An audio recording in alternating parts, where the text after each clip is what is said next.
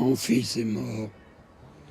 J'ai regardé à l'intérieur de moi et je me suis aperçu que je n'éprouvais pas de chagrin.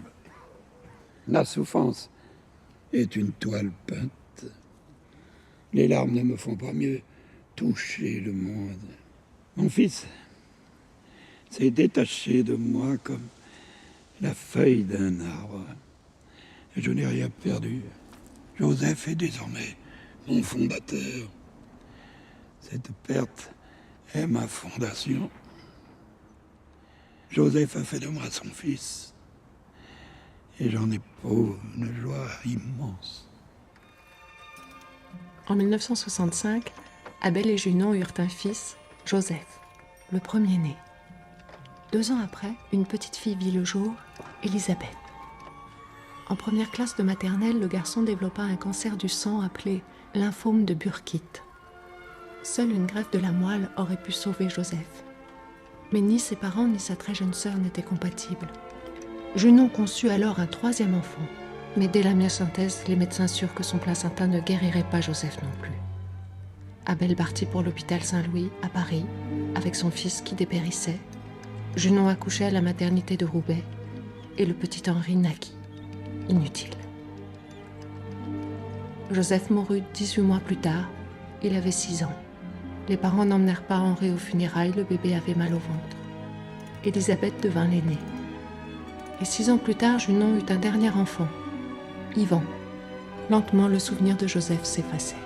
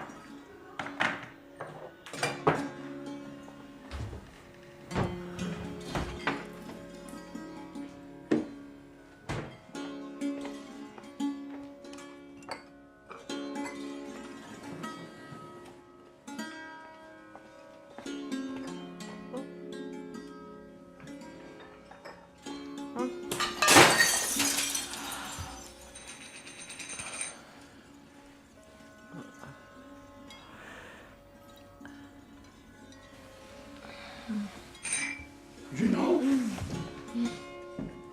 Junon?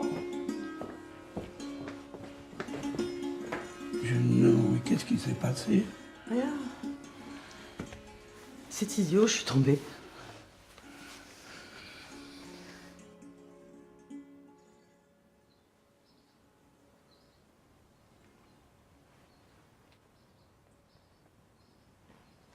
Je suis stérile. Je suis malheureuse. En colère. Je bout de colère. Même bouche vouée. Je viens ici 1 fois par semaine et le même chagrin se poursuit.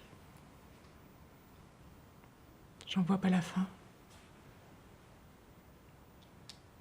Je comprends pas à quel deuil je survis.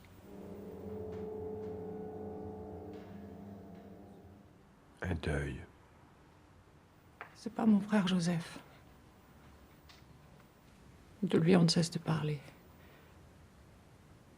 Personne ne se soucie de mon fils, qui est bien vivant, lui. J'ai l'impression que quelqu'un est mort et je sais pas qui. C'est idiot. J'ai pas connu de deuil récent. Bien sûr, j'ai cherché le mort qui serait responsable, celui que j'arrive pas à enterrer.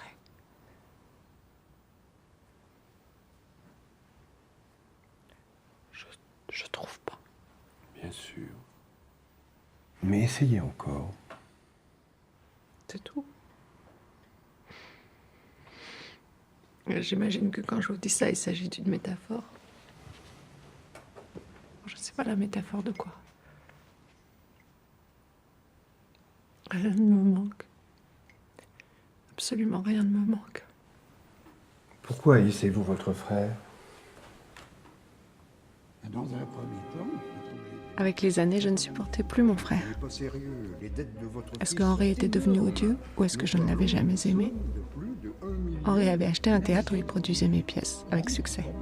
J'étais sa débitrice et cette dette me faisait horreur. Madame le juge, je représente ici les anciens propriétaires du théâtre. Et d'un théâtre qui n'a jamais été payé. Hélas, votre honneur, mon client n'est pas solvable pour l'instant. Ça vient. Peut-être que je ne l'ai jamais payé, ce théâtre, mais je l'ai acheté. Et aujourd'hui, je le revends. Je l'ai géré un peu comme une merde, dites-vous, mais demain, nous faisons la culbute. Monsieur, je vous rappelle que vous n'êtes pas financièrement solidaire de vos enfants. Vous n'êtes nullement obligé de payer pour les dettes de votre fils. non mais je le suis moralement, puis de plus Henri est dans une situation d'extrême indigence. Monsieur, vous confirmez ce que vient de dire votre père? Bien sûr.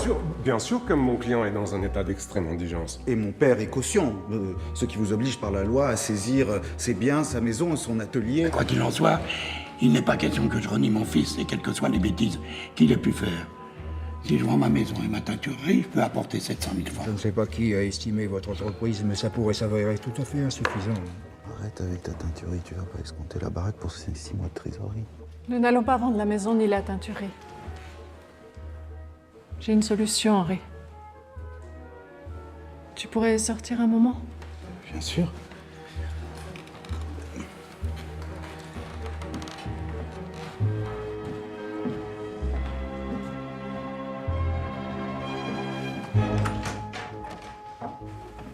Voilà 3 traites. Ma cliente avance le remboursement de l'intégralité des dettes du prévenu. Papa, j'ai mis une condition. Je ne veux plus voir mon frère et je ne veux plus qu'il m'adresse la parole. Jamais. Plus de visites, ni de ces cadeaux surprises. Je veux plus qu'il voie mon fils non plus, je veux plus qu'il voie personne de la famille. On ne saurait faire une chose pareille, ma chérie. Vous êtes mes enfants. Bien entendu, tu fais ce que tu veux avec Henri.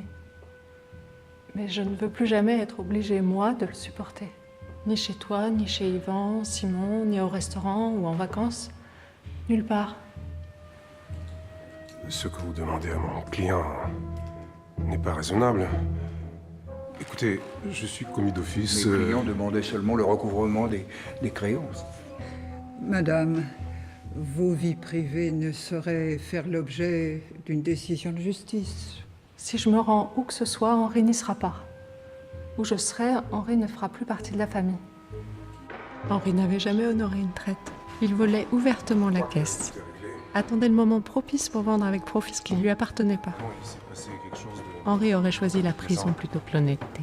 Ah bon? Quand le tribunal de commerce fut saisi, je décidai pourtant de sauver mon frère. Elisabeth? Une dernière fois. Votre sœur a voulu témoigner contre vous pour vous retirer la direction artistique du théâtre. J'ai pu arguer de l'impossibilité de témoigner contre un membre de la famille. Et votre sœur a demandé à ne plus jamais vous voir. Il me semble l'avoir entendu dire que vous étiez banni. Banni? Oui, c'est...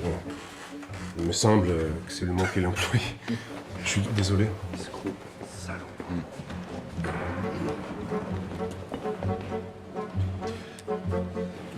C'est comme ça. Oui. Je vais souper chez ta sœur, puis je prendrai le train de 22h. Tu veux prendre un verre à la gare avec moi? Hein? 21h30. Oui. T'es pas en prison. T'es toujours bon à prendre. Après 6 semaines de détention préventive, le juge abandonna les poursuites. Henri fut acquitté. Mon frère avait disparu de ma vie.